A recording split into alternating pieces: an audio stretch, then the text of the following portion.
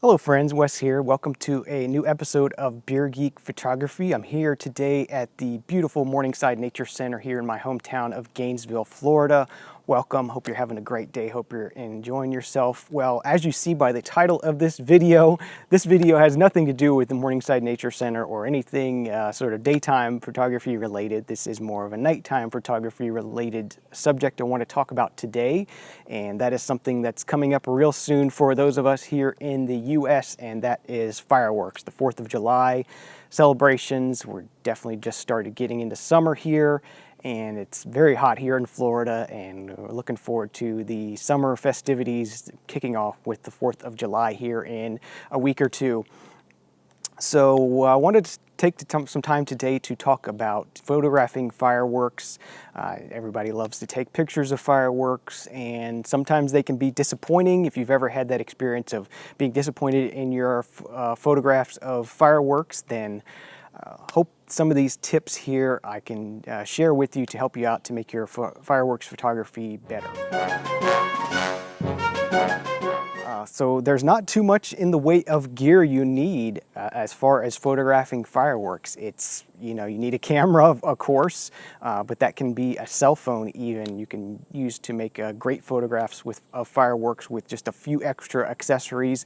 The main accessory you are going to need, of course, is a tripod. You're going to need something to hold your camera or your cell phone still for a long exposure. You're going to want these exposures are going to be 8 to 10 seconds long each. So you're going to need something that can hold your camera steady for 8 to 10 seconds without being able to have it move. So if we're talking about a cell phone, you can buy these little clamps here that sort of are spring loaded. You can load your cell phone into, or your smartphone into one of these clamps, and then it gives you a standard 1/4-20 socket on the bottom, which you can attach to a full-size tripod like I have here, or even a small little sort of pocket-sized tripod I have here, just like this. Just have a nice way to hold your smartphone still. Another thing I recommend for both SLRs or mirrorless cameras as well as your smartphone is to get a remote release for your camera.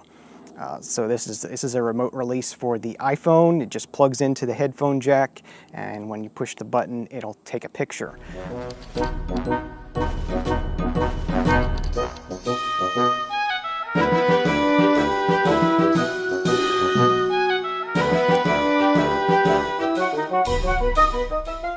So what you're going to want to do is lock your camera into a tripod, sort of frame your shot, get an idea. It helps if it's somewhere that you've seen fireworks displayed before, so you can get an idea of how high they're going to be, what sort of field of view you need.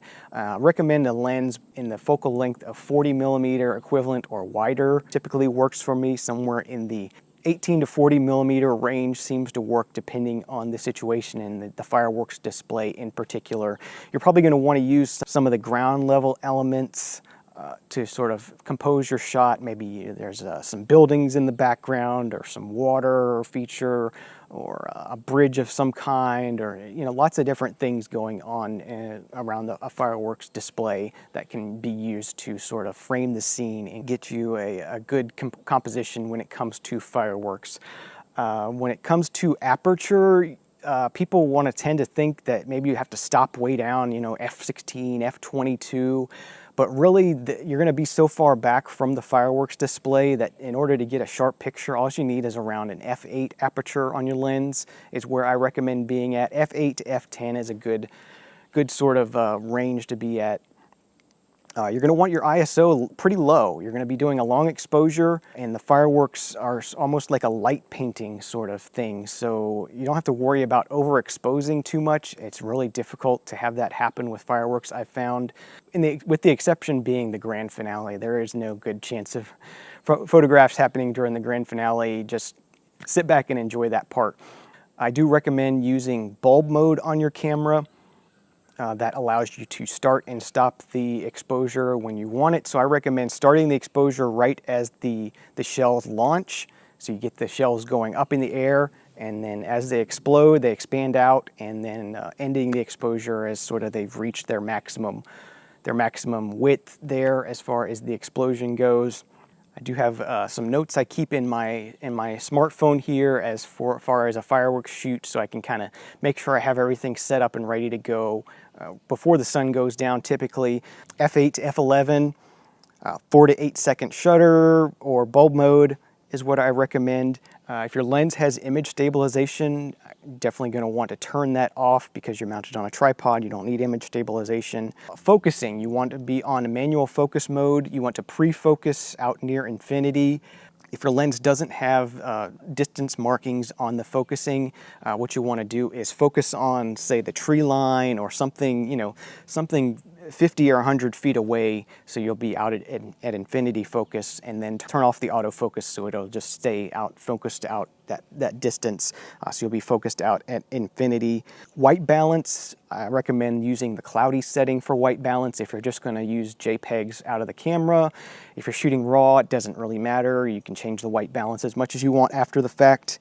And one little tidbit trick that you're definitely going to want to do that may not be obvious to begin with is the long exposure noise reduction feature in a lot of cameras nowadays, a lot of digital cameras nowadays. What that does is after you've taken your first exposure, it takes a second exposure with the shutter closed for the same duration and then subtracts the noise from that picture from the first picture. So say you take a 10-second exposure of fireworks shell going up in the air and exploding, you're going to have to take a second exposure of 10 seconds for it to eliminate the noise. So you're going to miss a lot of shots. I recommend turning that feature off. You can add noise reduction later in post if you're going to be editing these photos at all. So that's pretty much it when it comes to shooting fireworks. Have a remote release somewhere in the f8 to f11 range.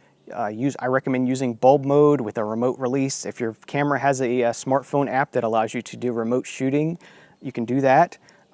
If you're using your smartphone to shoot, of course, you'll just use a remote shutter release if you have it for your smartphone.